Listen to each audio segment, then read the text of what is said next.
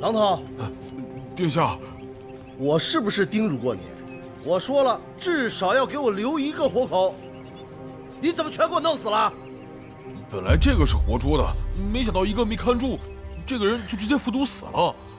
服毒？哦。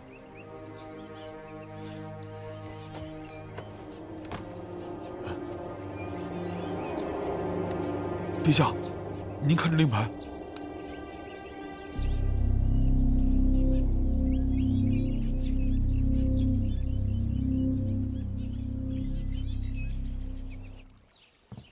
宋大哥，这么匆忙离开是要去哪儿啊？去春风客栈，我想办法联系小刘，我们从长计议。什么？我已经让我姐赶紧去客栈了。后天就是沈姑娘和瑞王的大婚之日了，我们得离开了。好，好吧。哎，你们干嘛呢？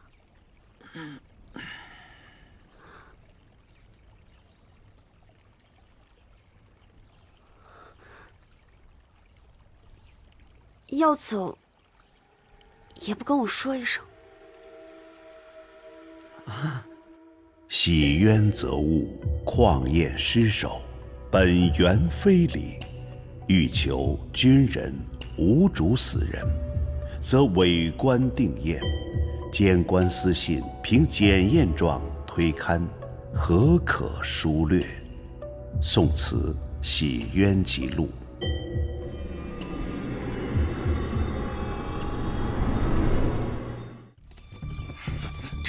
这是怎么回事啊？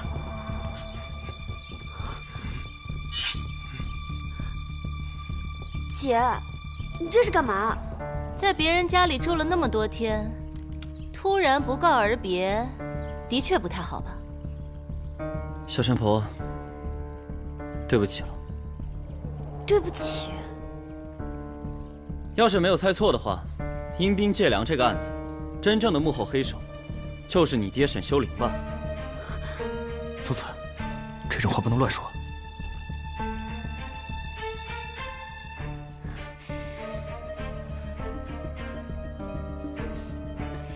在那3个变戏法的人家中，那个蒙面杀手就是你吧？苏子，为什么这么说？一开始我还想不明白，为什么这蒙面人看到尹俏他的那把出尘会如此意外，以至于本来还在追杀我们，却选择了逃跑。现在想来，是你当时把蒙着面的尹俏当成了自己的妹妹。沈姐姐，你送给我的那把出尘，真的是把宝剑。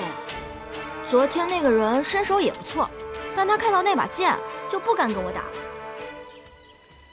没错，光凭这点，不足以作为证据。第二件事，才是阴兵借粮案的关键。有一点，我们一直被蒙蔽了。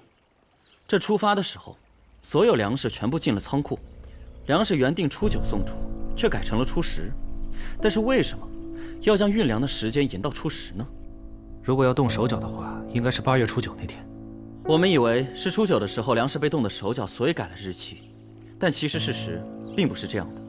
柔术少女藏进粮草车，潜入仓库，撒下魔粉，然后通过通风口逃离。这一步所需的时间很短，粮车完全没有必要在仓库里多放1天。那为什么不是按原计划初9运出呢？这是为什么？我们只记得这魔粉遇水会燃烧，可是它为什么会遇水呢？当然是下雨啊。我们忽略了阴兵借粮一个很关键的地方。我明白你意思了。这幕后主使想让粮车在埋骨坡的时候燃烧，从仓库到埋骨坡需要8个时辰，也就是说，当粮车出仓库后到埋骨坡一带，必须恰好有雨。这幕后黑手通过观云推测，这埋骨坡在初9的时候是没有雨，初10后半夜却会下雨，这才是他让粮车出库时间延后的真正原因。而能将降雨时间预估准确，也只有精通天象的沈大人。出发那天，除了观云之外，他还让亲信布置了现场，给骷髅兵戴上盔甲，绑上木桩。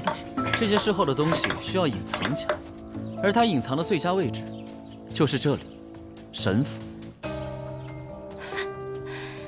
你很聪明嘛。杀人灭口时，将柔术少女的线索故意留在现场，而这线索直指韩大人。如此清晰的导向，未免太过刻意了。这沈大人与韩大人可是政敌，很难让我不会有猜想，是否是你们想要栽赃韩大人？你们如此盛情邀请我们住在这里，也是为了监视我们吧？既然你都已经知道了，那我今天是不会让你走出去的。动手！你们要干什么？住手！都给我住手！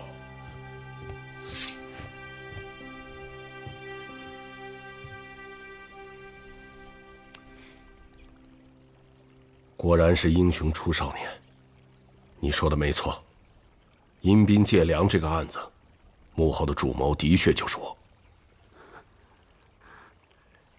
你们都退下吧。爹，你也退下。可是他们……退下。走。是。你们跟我来吧。你们想知道沈家通灵术真正的秘密吗？我告诉你们吧，我在刑部待了整整18年，在这18年里，我一直做着一些相同的事情，就是不停地翻阅各种案卷，归纳和整理各种案件，通过日积月累，我逐渐摸清了一套符合大部分罪犯作案模式和心理特征的规律。特定的作案特征可以反推出对应特定的作案心理，从而对罪犯个人特征做出大致的推断。我把这18年的经验归纳成2卷书册《罪案心学》。我精通研究人的内心思想活动，尤其是犯罪时候的内心思想。可笑的是，这个世界上的人宁可相信世上有鬼神，也不愿意相信我能猜透人的心理。所以，我干脆把这一切对外宣称为通灵术。我用我的这种能洞察罪犯心理的特殊技能，破了不少案子。后来，越来越多的人相信我们沈家有通灵的能力，就连皇上也相信。我知道皇上要的是什么，而我的官也越做越大。只是月儿，他没有认真的学习我这2本罪案心学，他所学的只是一些皮毛。为了怕露馅儿，我再三叮嘱他不要轻易使用我们沈家所谓的通灵术。沈姑娘在建阳使用过一次，沈大人这门技艺，让我们刮目相看。一般能够隐藏10年的凶手，性格都孤僻沉默。我通过研究他特殊的作案手法，以及在船舱内每个茶叶箱里发现的指甲抓痕，来推断，凶手可能遭遇过情感的不幸，所以他会用自虐的行为来缓解。这门技术果然厉害啊！罪案心学固然在很多时候能够洞察罪犯的犯罪心理和动机，但也并不是次次都准的。我也知道，迟早会有那么一天，皇上会发现这一切。到那个时候，就是欺君之罪呀。对我而言，我无时无刻都在等着这么一天。宋慈，老夫有一事相求。你是个破案天才，这2卷书册我赠送于你。凭你的本事，应该能够如虎添翼。沈大人，好意我就心领了。不过，沈家这门独门技艺，还是应该由沈家的人来继承。我破案有自己的方法，我已决心努力研究验尸。比起玄幻的心理学，我更相信尸体给出的答案。也罢，人各有志。好了，该说的我都说了，你带我去见瑞王吧。爹，你为什么要这样做？一直以来，我都是主和派。在主战派的人口中，我这样的也被称为投降派。在我看来，无所谓收不收复中原，能让百姓远离战火，过上和平安定的日子，才是最重要的。对国家而言，休生养息，积蓄力量，才是最重要的。可是当今皇上一心想要收复中原，还于故都，无奈之下，我只好编造一个阴兵借粮的谎言，来打消他北伐的念头。毕竟我对他十分了解，他非常相信鬼神之说，那我就让他相信战死沙场的亡魂反对北伐。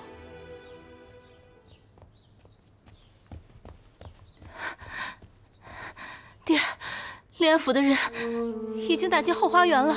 姐，临安府，临安府的人怎么会来？难道孙胜的人一直盯着我吗？看看去。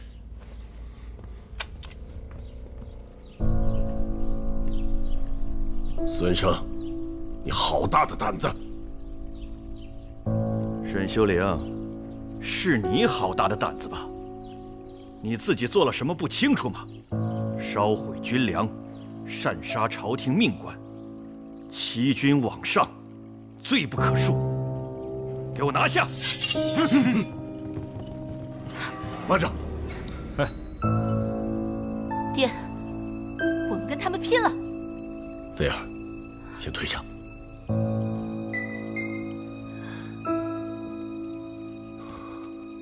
所有的一切，罪在我一个人，跟我家人无关。我沈修灵恳请二位大人放过我的家人。哎，退下。沈大人，我们也是奉命行事，放不放，不是我们说了算的。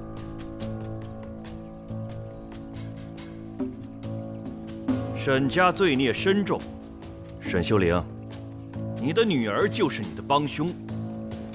我们是奉了大理寺和刑部的令，将你全家查抄。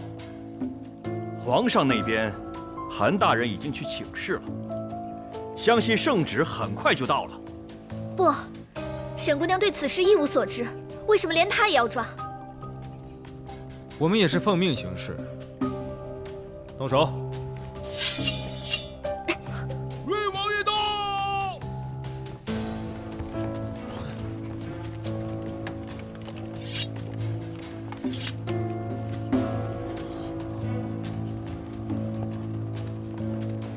小六来了，有救了！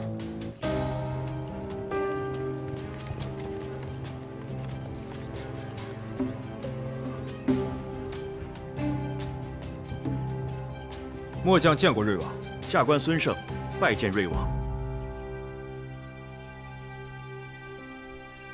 孙大人，速度倒是挺快，这就开始拿人了。王爷，我们也是奉命行事。这是刑部和大理寺的文牒。王爷，沈家擅杀朝廷命官，烧毁军粮，欺君罔上，着临安府尹孙胜将沈家全家查抄。我已经了解了，确实是大理寺和刑部的文牒。沈大人犯了大罪，理应被抓。孙大人，来吧，把我一起抓起来。小六，你……王爷这是何意呀？父皇赐婚，婚期已定，后天就是我跟沈家二小姐结婚之日。我呢，自然也是沈家之人。文牒上写得很清楚，要拿沈家全家，本王也不能例外啊。这小六有两下子呀，歪点子事多，不看看是谁徒弟吗？孙大人，赐婚是有圣旨的，你们呢有刑部和大理寺的文书，文书我也看了。你告诉我，是圣旨大呀，还是文书大？当然是圣旨。好，如果后天我未能完婚，那算不算抗旨啊？这算。沈大人犯了朝廷的大罪，沈家其他人我不管，但是沈西月是我瑞王的王妃，难道你们也敢拿吗？牢头，在，把王妃带回府。是。小六，救救我爹和我姐！愣着干什么？带回府。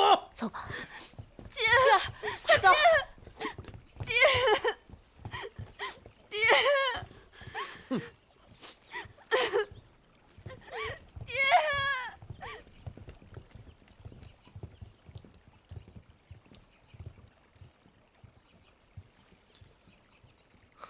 沈家上下，除了瑞王王妃，剩下的统统带走。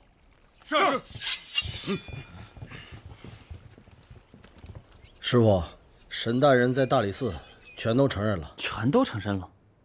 现在沈大人唯一的请求就是把姑娘的命保下来。父皇明天去东山祭拜，回来后大理寺刑部、府尹衙门3坛会审沈家上下。作为我来说，能把小神婆的命保住，已经不容易了。怎么会呢？师傅，案子是你破的，有什么不妥吗？我的确认为阴兵借粮和死亡国度的案子有关联，甚至认为是一伙人干的。但是从始至终，我就没有找到过证据。这件事情应该不会出什么差错。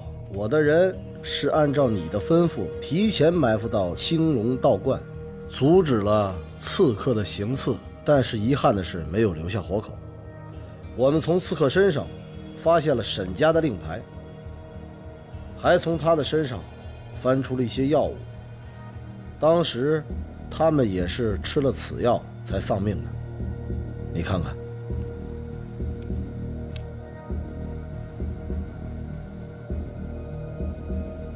白姑娘，你看看这种毒药，是否认得？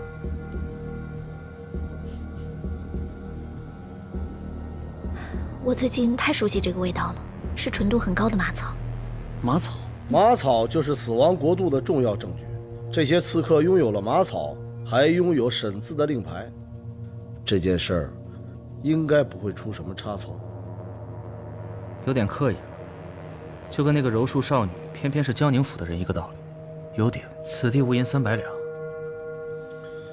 这点子方说的没错，既然他们蒙面，那就代表不想让人认出他们的身份，而且已经做好了失败自裁的准备。可为什么还要带着沈家的令牌？这不是多此一举吗？你要是这么说，好像也有点道理。这些案子可能是沈秀玲做的，但是仅凭这些证据就断定死亡国度的案子就是沈秀玲所为，未免太牵强了。如果按你说的，那这件事儿还没完，那后边可就更难办了。那些刺客的尸体现在在哪儿？已经拉回了府尹衙门。走吧，去看看。白姑娘，去看看沈小姐。好。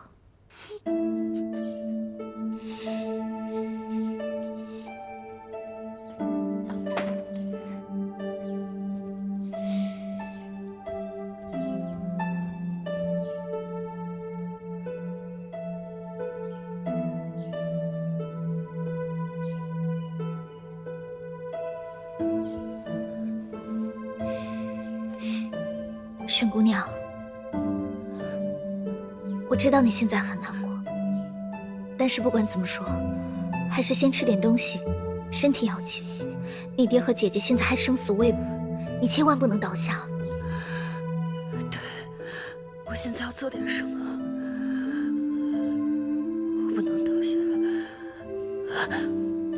皇上，我得去找皇上。我们沈家这些年替大宋做了这么多，皇上一定会网开一面的。沈姑娘，你冷静一点。沈姑娘，沈姑娘，沈姑娘，沈姐姐，你不能出去！沈姐姐，安姑娘。师傅，只有这一名死者是吃了马草死的，其余4人全是被箭射杀。好，那就先从这具尸体开始吧。老实点儿，跪下！有什么发现吗？有，大人，里面请。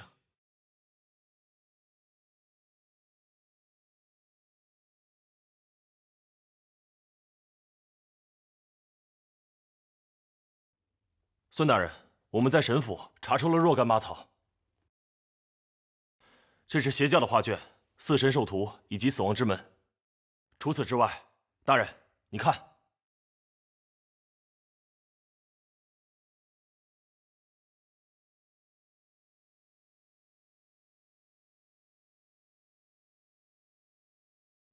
这不是皇上的朝服吗？好啊，你个沈修灵，居然有篡逆之心！来人呐，在，将沈家上下所有人押往刑部大牢，等候发落。是。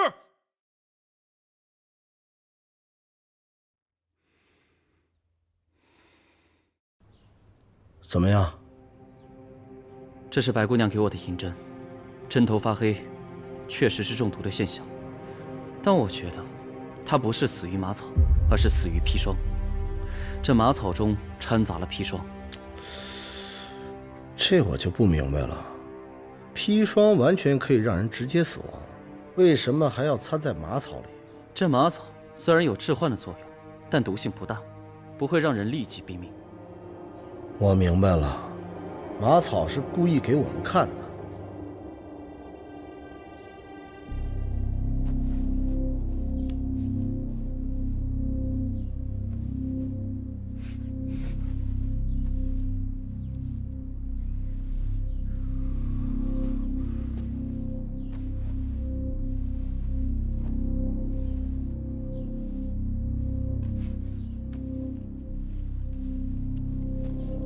小六，啊，那几个青龙道观的刺客拿的是什么兵器？剑。师傅，从他的虎口处能看见茧子，说明他是常年练剑的人。不，这应该不是剑。那5个人查清楚了吗？他们都属于死士，查起来很难的。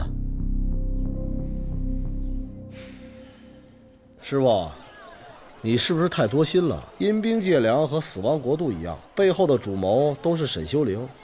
死的那5位大臣，他们都是主战派，而沈修灵却是主和派。这3堂会审什么时候啊？后天。明天我父皇去东山祭拜。这刑部、临安府尹还有大理寺，是谁负责管理的？韩馥现在是封管刑部，临安府尹是孙胜，孙胜呢是韩大人的学生。至于大理寺归大理寺清空达管。那这韩大人还管些什么呀？韩大人还手握12万边军。这么说来，这韩馥的权力很大呀。韩馥是12万边军的统领，但对他有要求，他不能离开京城。而且现在边军有自己的将领，我大宋呢一直是以文官掌权。太祖怕武官拥兵自重之后更来黄袍加身，所以看似韩馥是12万边军的头领，真正掌权的还是我父皇。原来如此。放我出去！开门！放我出去！姐，这沈姑娘被关在里边，该不会有事儿吧？她能有什么事儿啊？啊，折腾累了，自然就消停了。可是，别可是了，来，坐下来喝茶。谢谢姐姐。哎呀，看来这当官儿还真是高危职业啊！幸亏我们宋慈没有跟那个沈西飞凑一对儿，要不然现在我也在大牢里吧。哎呦，想想就后怕。其实我感觉白姐姐好像喜欢宋慈，而宋慈也喜欢白姐姐。要不你撮合撮合他俩呗？我也就是瞎操心，只要宋慈开心，他愿意，我这当姐的又能怎么样啊？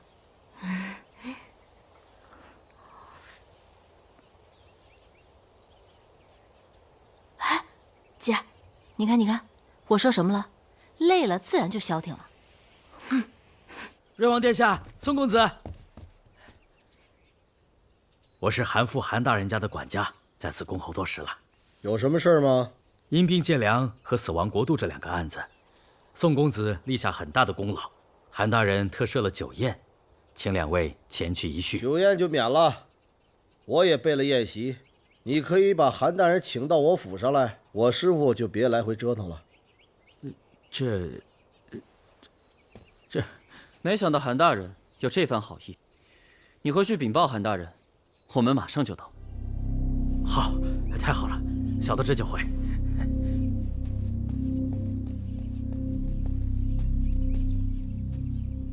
师傅，你怎么答应了？不就吃个饭吗？哎呀，韩父和沈修灵一直都是政敌，现在沈修灵倒了，韩父自然得了利。而且死亡国度一案尚且存疑，我怕你跟他走得太近，对你不好。越是如此，越是要去。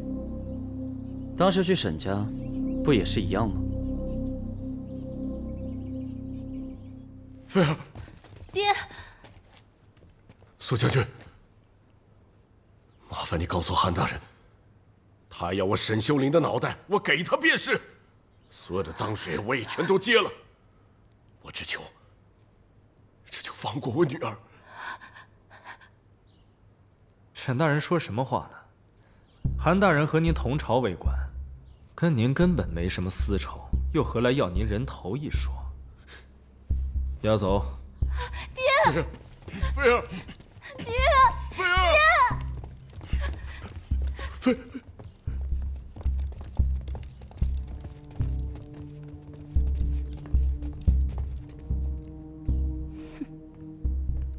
沈修灵谋反一事，你知道吗？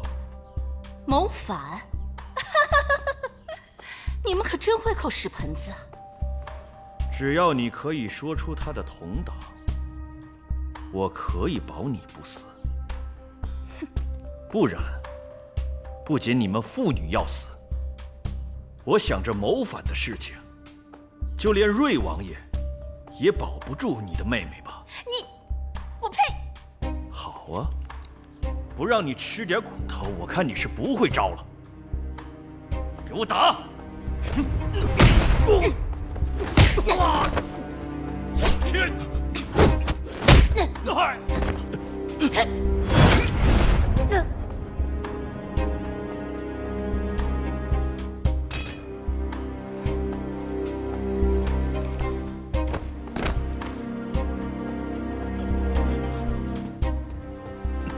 多谢苏将军。哎呀，孙大人，无论品质还是官位，你都高于我。孙大人给我下跪，不合适吧？真不知道韩大人养你们有什么用。处理好，让沈修灵死得合情合理。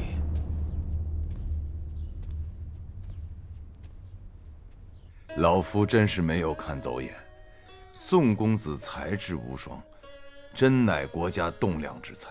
他日考取个功名，老夫必会在皇上面前保举你。那多谢韩大人提携了。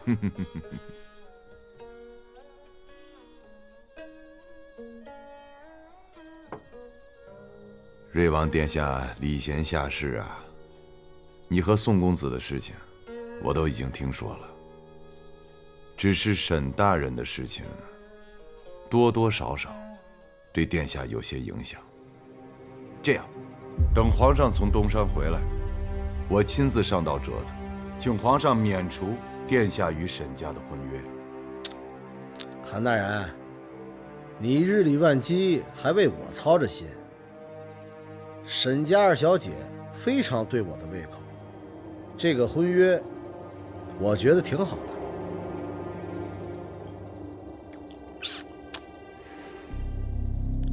可是，殿下贵为瑞王，娶一个罪臣之女，恐怕……哎呀，韩大人，我虽然有瑞王的爵位，但我在朝中没有一官半职啊，你也是知道的。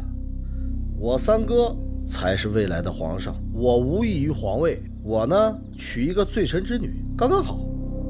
我三哥心里边放心，我呢还挺乐意。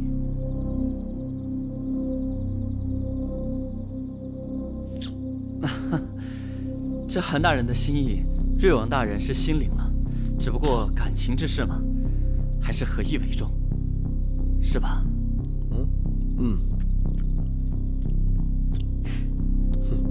也罢。哎，宋公子，不知今年多大了？啊，今年刚满18。哦，那可有婚约呢？我才18，哪来什么婚约啊？难不成韩大人给我介绍啊？老夫小女今年刚满17，虽说没有沉鱼落雁之貌，但好歹也读过几年私塾。如若宋公子不嫌弃，老夫将小女嫁与宋公子如何呀？韩大人，您这玩笑开大了。没开玩笑，老夫能拿自己的女儿开玩笑吗？师傅，韩大人的闺女那肯定是大家闺秀啊，你就从了吧。你闭嘴！韩大人，其实我那个……宋公子啊，不管怎么说，老夫也好歹是一朝忠臣，不管你喜不喜欢，最起码先见上一面呀。你说呢？对，见，一定见。韩大人，赶紧把令爱请出来吧。好。义父，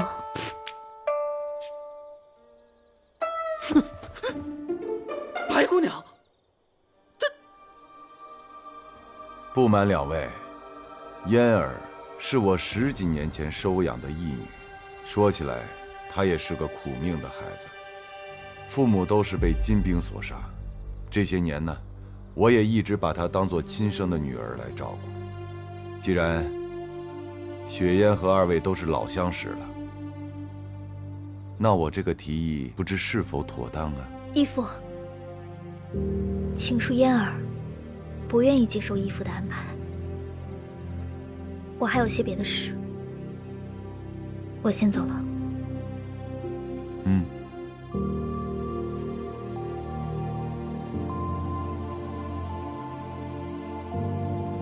哎，白姑娘，韩大人，这怎么就走了呢？